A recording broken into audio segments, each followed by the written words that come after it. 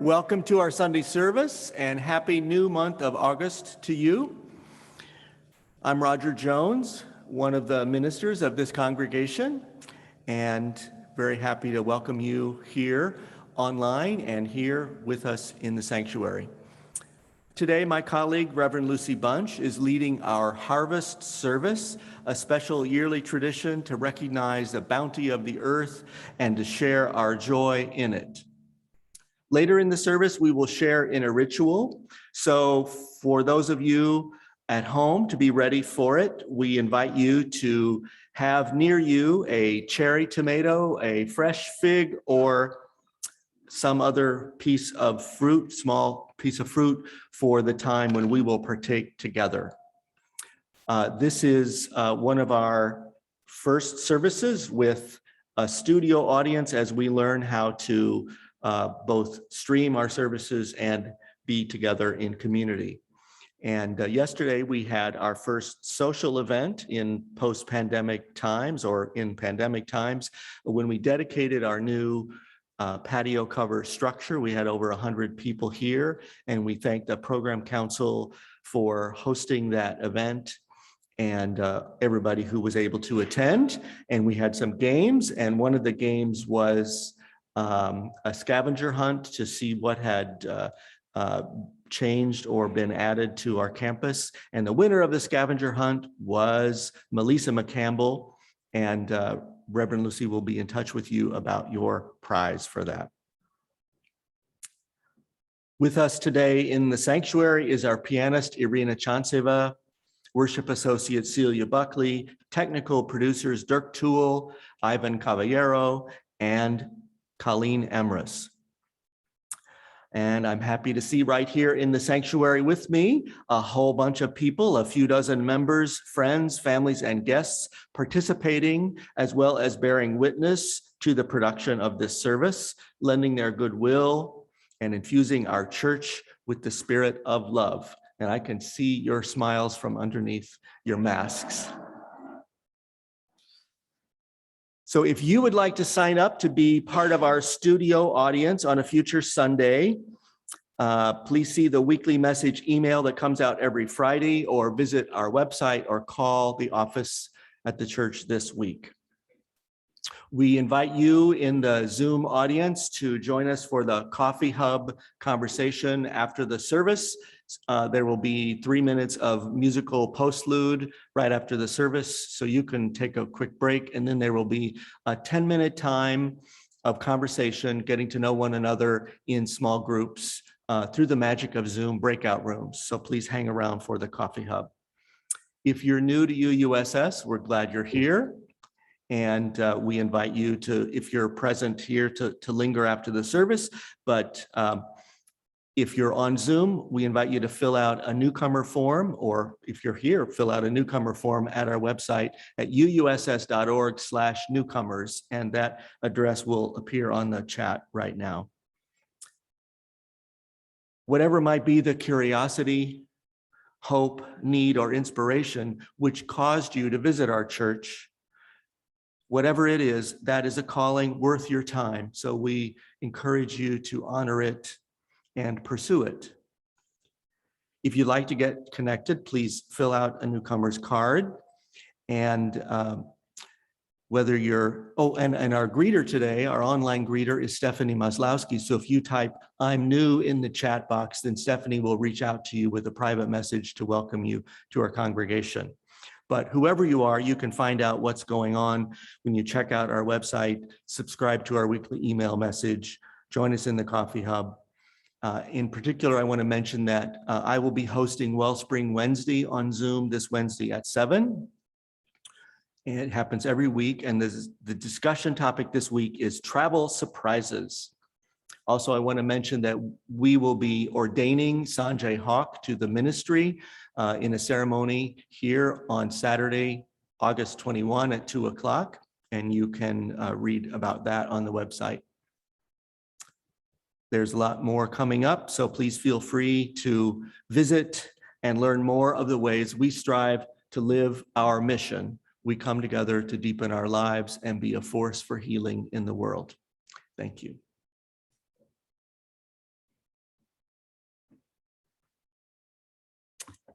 Good morning, good morning. It's wonderful to be with you. It's wonderful, all of you who are Zooming from home or wherever you're Zooming from. As we light our chalice this morning, I offer these words. We light this chalice in gratitude for the great bounty of the earth, which feeds our hearts and bodies throughout the year, and for all those who labor in field and factory to bring us the food which sustains us. Blessed be.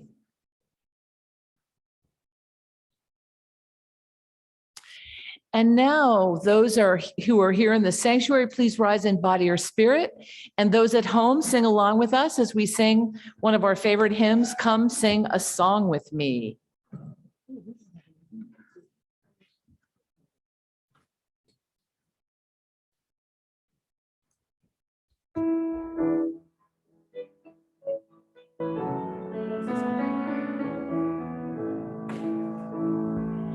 Come sing a song with me. Come sing a song with me. Come sing a song with me that I might know your mind.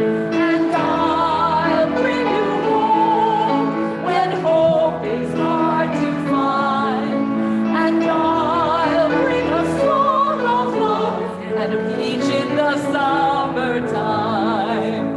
Come bring a dream. Come change the slide, please. There we go. With me that I might know your mind. And I'll bring you home when hope is hard to find.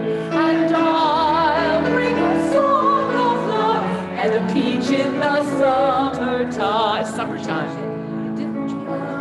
Share a rose with me. Come share a rose with me.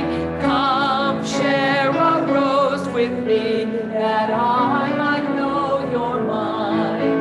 And I'll bring you home when hope is hard to find.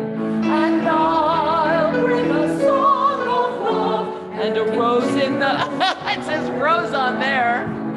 Come walk, a rose, peach, whatever.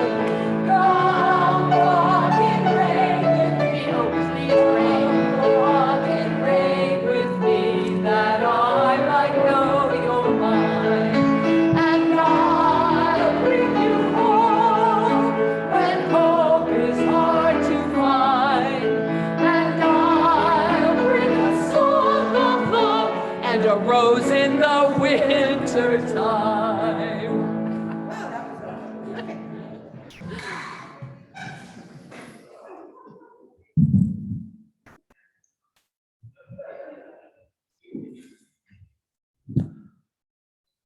Now is the time in our service when we speak to one another of our joys and sorrows, prayers and hopes, milestones, and reasons for gratitude. If you are participating on Zoom, please click the chat icon at the edge of your screen so that you can type what is on your heart. Make sure that the chat indicates that it's going to everyone so that everyone on Zoom can read it. And if not, you can change it to say everyone. And to be able to read what others post, you can likewise click the chat icon and then a scroll will open up and you can read what everybody posts. Reverend Lucy and I will see this posting of joys and sorrows later on today. Those of you who are in the sanctuary are welcome to share among yourselves quietly or hold close to you the joys and sorrows of your heart as the music plays. And we will take about 2 minutes to do this, and we will hear music from Irina as we do.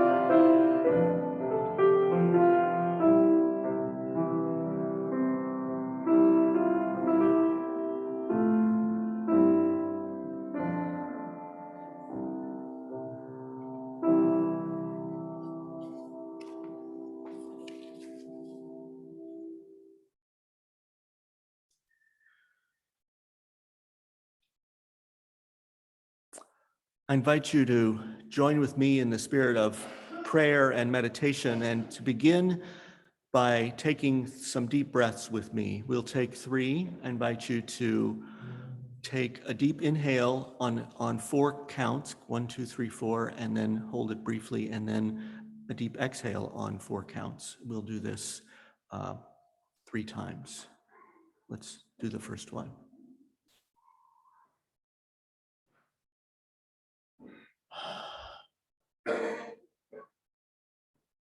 Second one.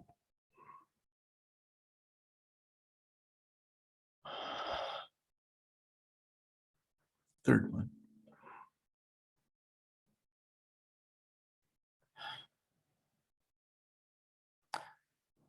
And as we continue breathing together, please join me in the spirit of intention as I offer these words of prayer.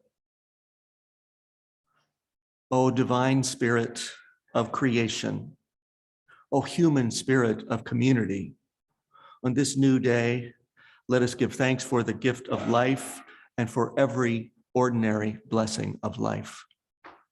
At this time, we call to mind those we know who are in crisis, those who are feeling pain, desperation, sadness, or grief. We call to mind those we don't know who are suffering around the world.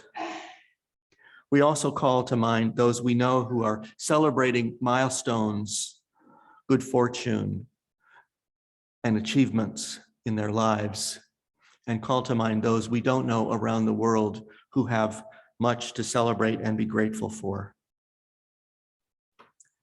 We appreciate the care and support we receive from others, especially during our own times of pain, confusion, or sadness, as well as our times of celebration, milestones, achievement, and good fortune. Let us find hope in giving and receiving the gifts of kindness, generosity, patience, and humility with one another. Today in our service, our special service, we celebrate the abundance of the earth and all the ways we can sustain our bodies and our souls by the harvests of grain, fruit, flowers, vegetables, and other plants from this rich planet. But we know that our earthly home is on fire, both literally and metaphorically. We know that our world and its creatures are suffering. We behold the destruction, death, and endangerment of communities of people and habitats of other species, near and far. It's easy to feel helpless. It is normal to feel grief, anger, and fear at the losses now taking place and at the continuing, ongoing danger. Spirit of love, hear our lamenting, our grieving, our confusion. Hold us close, and hold us close to one another so that we may give and receive consolation and courage for the living of these days. Help us remember still how much there is which remains to be praised and to be protected. Help us remember still how much comes forth from this earth to nourish our bodies and restore our senses. Help us remember this in the days ahead. O divine spirit of creation, O human spirit of community, on this new day, inspire us all to live by our truest values. For the days to come, renew our faith in the goodness made possible by gifts of compassion and kindness, humility, solidarity, and courage. And for every day we are given to live, renew our gratitude for the gift of life. So may it be. Blessed be, and amen. Now let's pause in silence together for a few moments.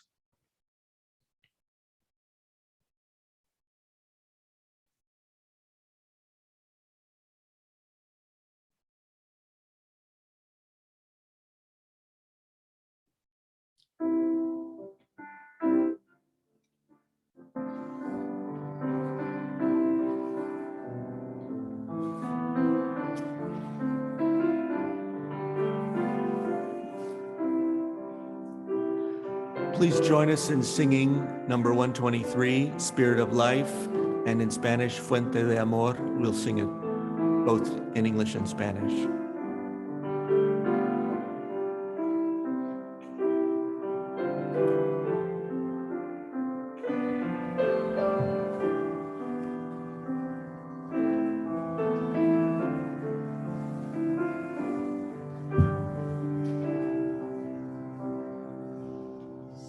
Spirit of life, come unto me. Sing in my heart all the stirrings of compassion.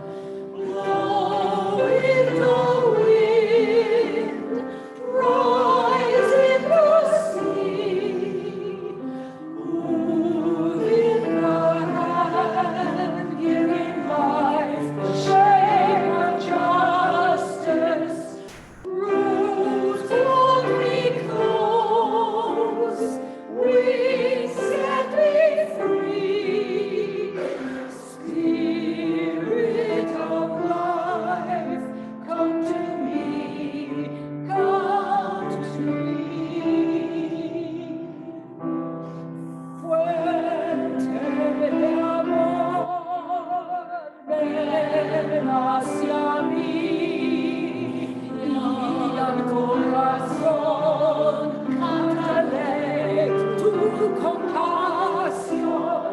Sopla volar, sube el amor, hasta moldear la justicia de la vida.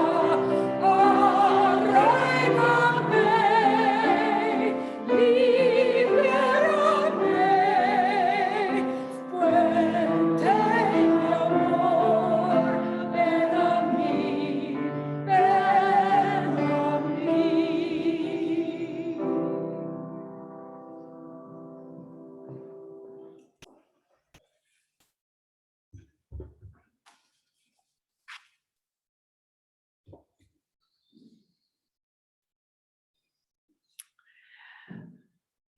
This is our 7th annual harvest celebration.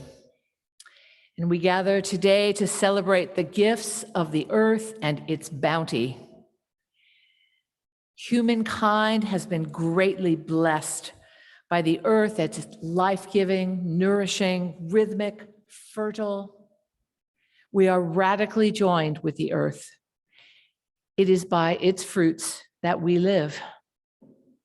On this earth, we walk, we work, we play, we love, we care. As we celebrate this earth and this first harvest, we celebrate all its rich and varied gifts, all that grows in and on our beautiful earth, all that sustains us. We will celebrate in story and song, in ritual, and a wonderful video of a cantaloupe coming into life. So let us begin with a reading from Celia.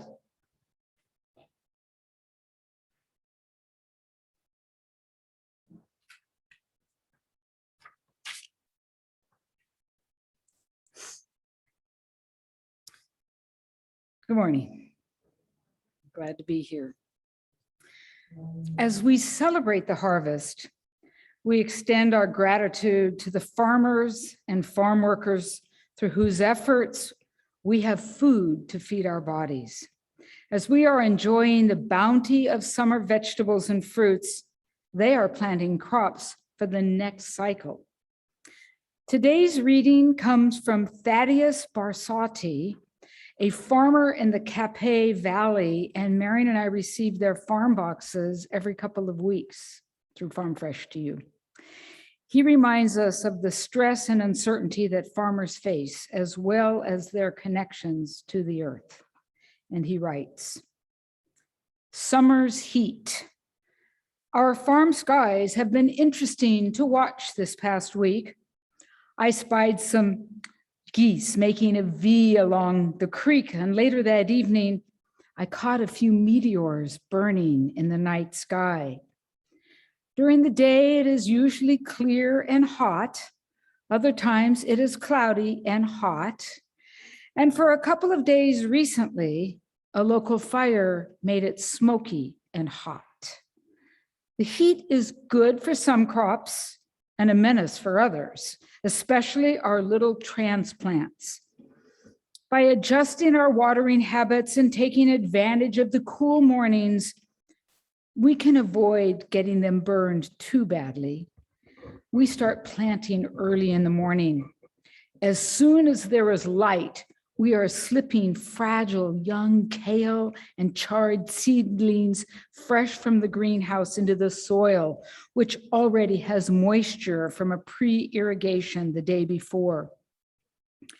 As soon as the first several beds are filled, we twist open the sprinklers on those rows to relieve the little babes from the dry heat. On these hot days, we try to finish early in the afternoon to avoid exposure to the dry 100-degree wind that may rise up and threaten to wither the plant before we can put the water on. It has been hot enough that the tiny little plants have slumped over sideways despite our efforts. When this happens, it takes some faith to remain calm and know that all is not lost. This happens every summer, and the plants recover in a day or so with a steady supply of water. It is a huge relief to see them perk up. Some of the plants that we've seen perk up this past week have been fennels, chards, kales, collards, broccoli, leeks, cauliflower, and lettuce. We're planting seeds too, so look out for fall vegetables of all kinds coming in September.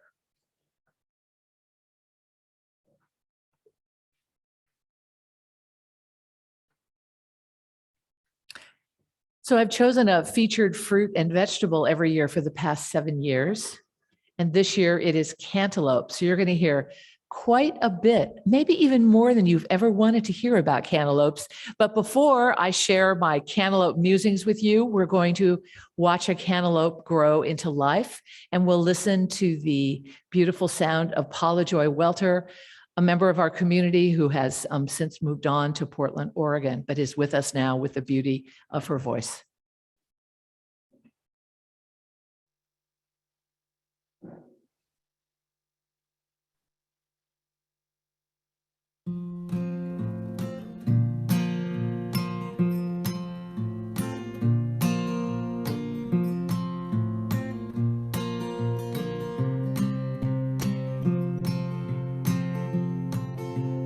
Inch by inch, row by row, gonna make this garden grow.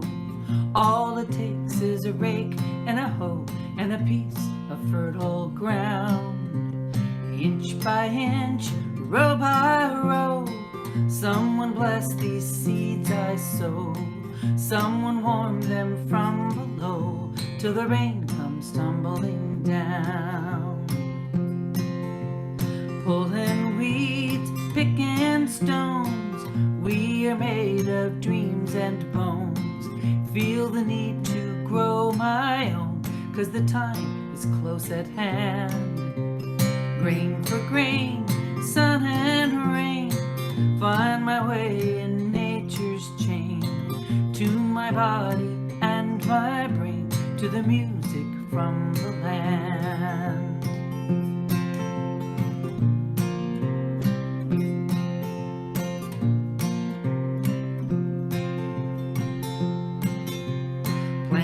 Rows straight and long, temper them with prayer and song. Mother Earth will make you strong if you give her loving care.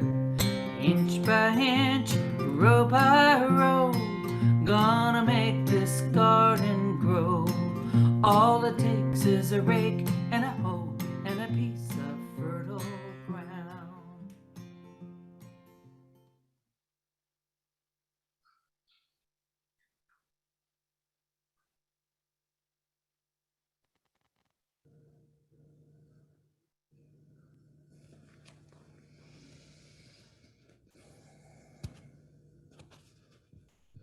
Sorry about that. Technical adjustments required. Can you hear me okay? Good. So each year at our annual harvest celebration, I choose a fruit or a vegetable that will be featured in the service. So we started with the obvious, tomatoes, then corn, peaches, watermelon, zucchini, and last year we celebrated blackberries. Each year I've shared some of my rather tongue-in-cheek ideas about that featured produce. For example, I've explained how zucchini is bent on world dominance, and I told you that the watermelon was the perfect fruit for the Unitarian Universalists. In prior years, I explored the beauty of peach cleavage. I pondered the choice of eating an ear of corn down the row or around. And we shall never forget, or I shall never forget, my instructions on how to eat a tomato sandwich. I received more comments on that sermon than any other sermon I have ever given. So now this year, and most of it was, I got it wrong. So now this year, I knew it had to be cantaloupe. I mean, really, come on, it had to be cantaloupe, right? What else is left on that list? I had been avoiding it for several years. Never seemed to be the right time to do cantaloupe. Plus, let's face it, there's nothing particularly exciting about cantaloupe. Oh, sure, it can taste delicious sometimes. It's kind of a dull brownish color, kind of round and heavy. Nothing compelling like a peach, or look at this absolutely gorgeous eggplant. Now there's a stunner, right? Maybe I'll do eggplant next year. It's not even the most interesting of the melons. The honeydew and the cassava, now they're beautiful colors. And the Crenshaw, oh man, that is a thing of beauty. The cantaloupe's kind of the workhorse of the melons, holding down every buffet and salad bar with those hard little rectangles ubiquitously present. And yet, so here we are nonetheless celebrating the cantaloupe. Now, according to a website that I found, cantaloupes symbolize longevity, probably because it seems like they take a lifetime to ripen. My father loves cantaloupe, and he will be celebrating his 96th birthday in a couple of weeks. So perhaps there's something to that. My father also likes to put salt on his cantaloupe, which when I was a child, I thought was hideous, hideous. But now I kind of agree that it enhances the flavor. So I've been spending some time this past week contemplating the cantaloupe. And one of them came in our farm box, this one here that I picked up for you. I realized that the cantaloupe is the perfect fruit for the times that we're living in, because it teaches us to tolerate uncertainty and that we really are not in control. It also provides us with an opportunity to practice mindfulness. Now, cantaloupe teaches us to tolerate uncertainty because there is really no way to know if it is ripe. I searched online for, how do you know if a cantaloupe is ripe?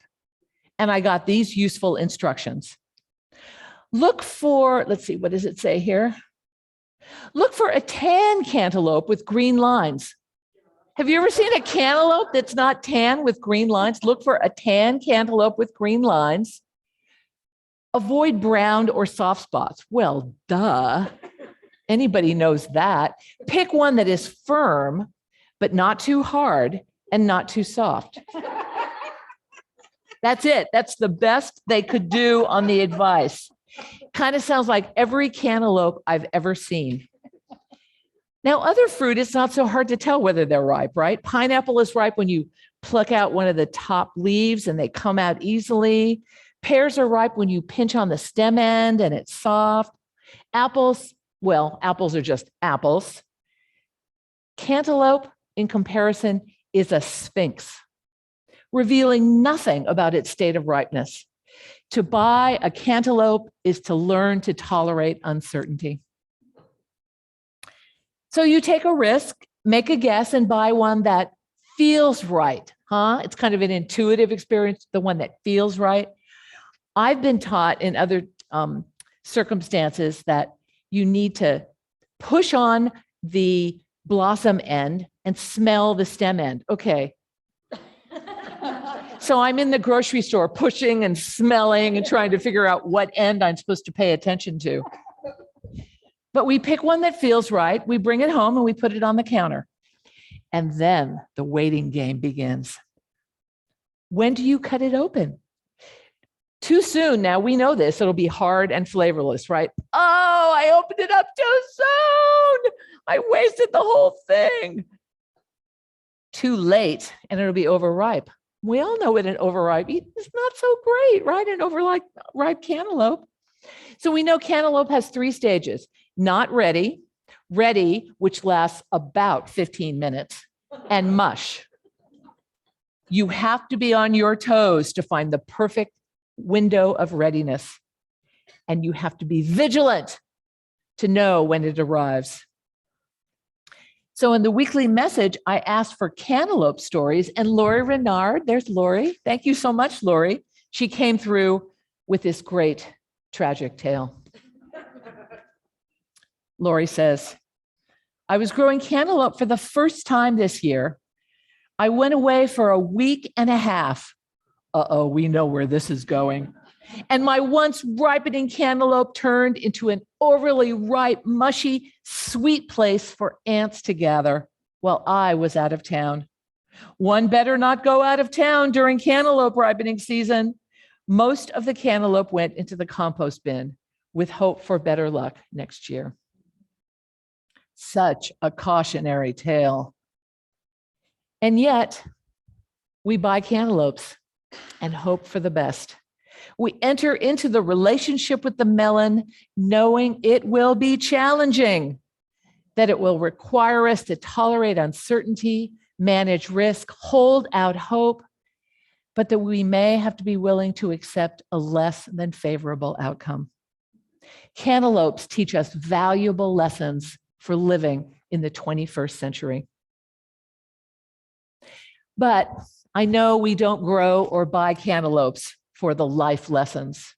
Those are a side benefit. We buy them for the taste. And when you hit the sweet spot of a ripe cantaloupe, it is sublime. Sweet, a little umami flavor, mineral overtones, and that special cantaloupe quality not found in any other fruit. A miracle from the earth, nourishing to body and spirit. That moment when you cut into a cantaloupe and you see that it's perfectly ripe, that's a moment of grace. Moments that don't come into our life that often. Moments where you just do your best and it turns out just right. And so we bow our heads in gratitude for the lessons, for the taste, for the gift of the earth that is the cantaloupe. For the grace we feel in the presence of a fresh, ripe cantaloupe at his peak of sweetness. May you all have that moment of grace in this summer's bounty. Blessed be.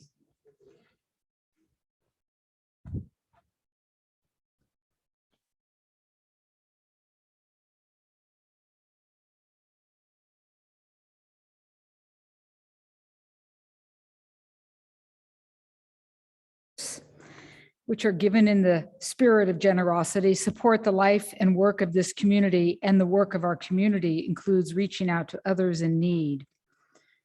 Every week, half of our offering is given away to an organization that the congregation has chosen to support, an organization working with us to heal the world.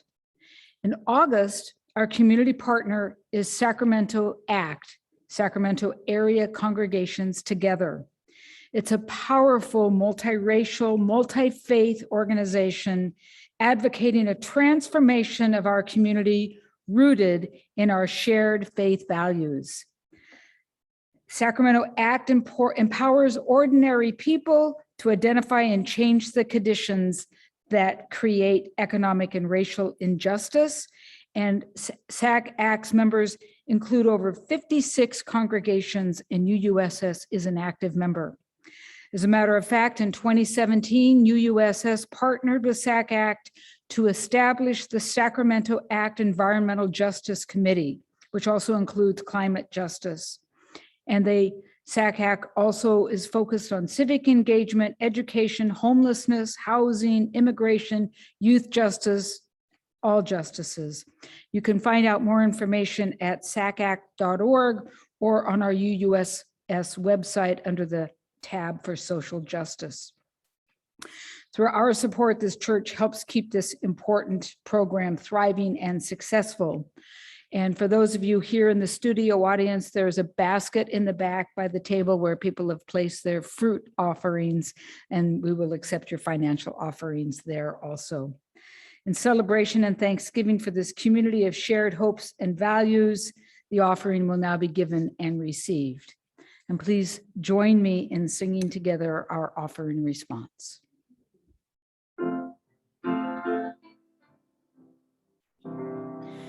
May the spirit of gratitude bless and multiply all that we have, all that we give, and all that we receive.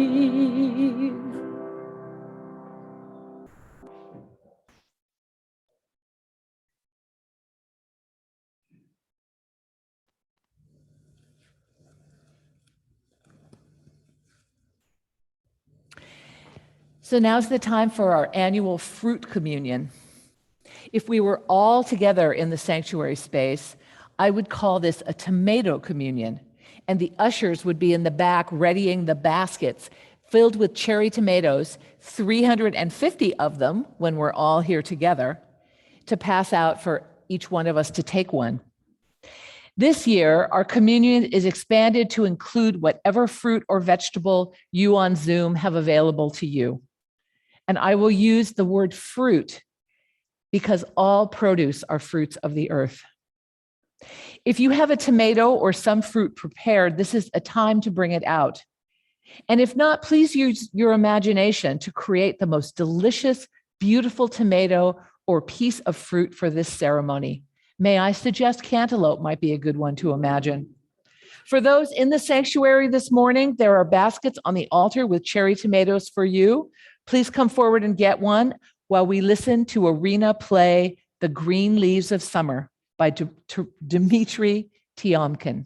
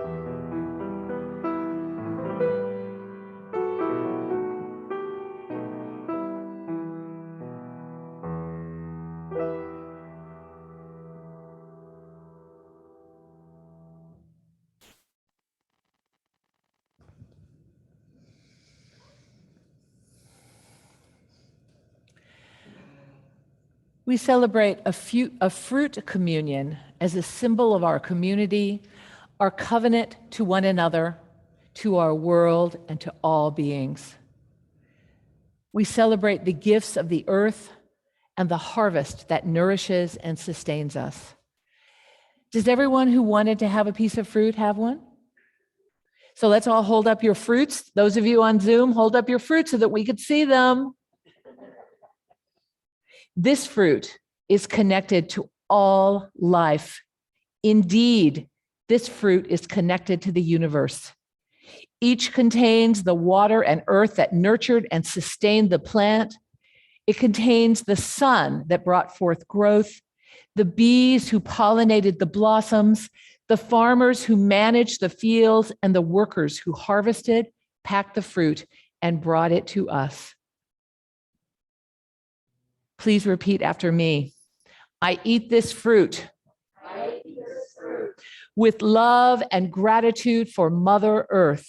With love and gratitude for Mother Earth. And for all beings which support my life.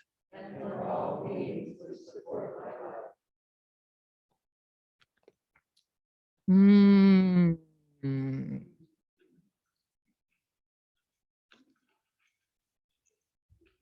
Some of our tomatoes here in the sanctuary come from our beautiful garden, and our sunflowers come from our garden. And there are gifts of produce on the back table. Those of you who are present, please feel free to take those as you leave. It's a leave some and take some. And those figs belong on that back table, so we'll make sure that they get put back there at the end of the service. May we be blessed by the spirit of life and the power of our interconnectedness with all beings. May we go forth with gratitude for the bounty of our earth, the gifts of our fellow beings, and all that is good and rich in our lives. Blessed be. So let's join in singing together again. Earth was given as a garden. You will recognize the tune of this piece. It is the same tune as Blue Boat Home.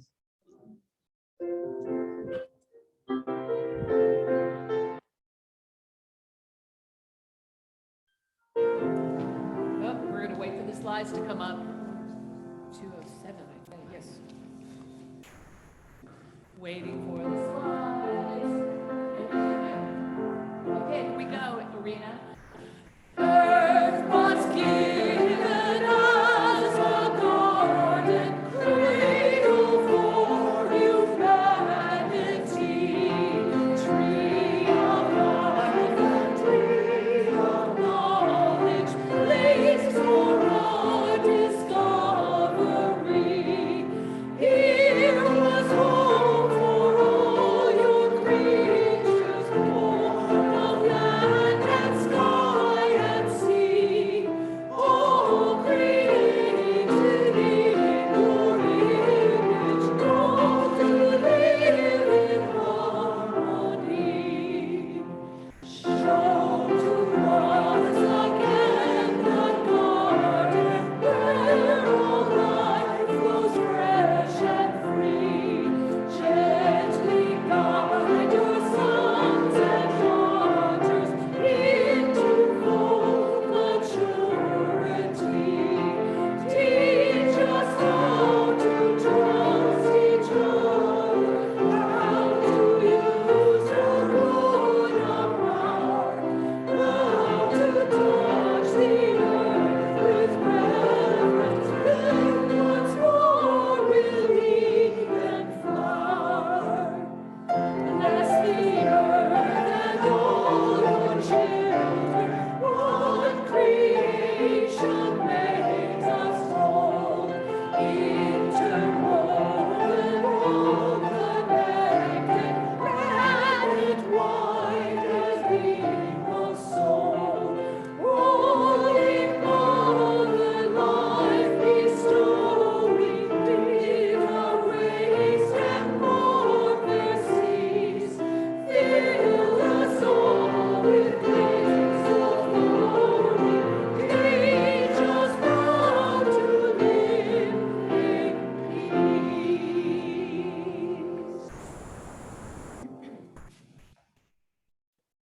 And now, please repeat after me for our benediction. May faith in the spirit of life. Hope for the community of earth. And love of the sacred in one another. Be ours now and in all the days to come.